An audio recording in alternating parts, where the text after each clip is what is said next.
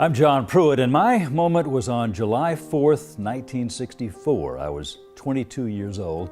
It was my first week on the job at WSB Television.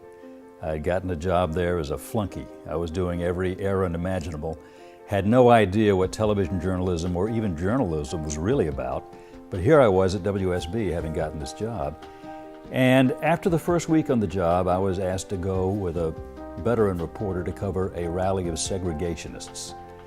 They were very angry, these segregationists, because that very week, President Johnson had signed into law the Civil Rights Act of 1964, which opened public accommodations to African Americans. I knew nothing about covering a story, but I went with this reporter named Dave Riggs. And while we were there covering this rally at Lakewood Stadium in southeast Atlanta, 4 young African American students came into that rally.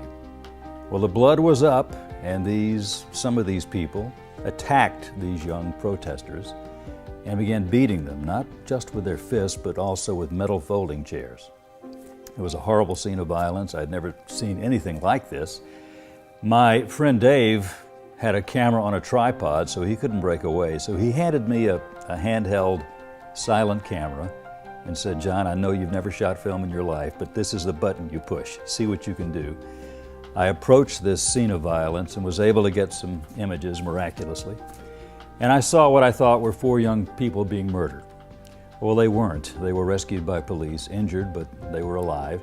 And my video, the first film I'd ever shot in my life, was on network television that very evening. And I realized that, as appalled and horrified as I was by watching this scene of violence, I was also exhilarated by the fact that my camera, with me operating it, had been the instrument of bringing these scenes of horror to people around the nation and the world. And it was scenes such as this, as we all know, that hastened the civil rights movement in the South, pricking the consciences of so many people to change the existing situation.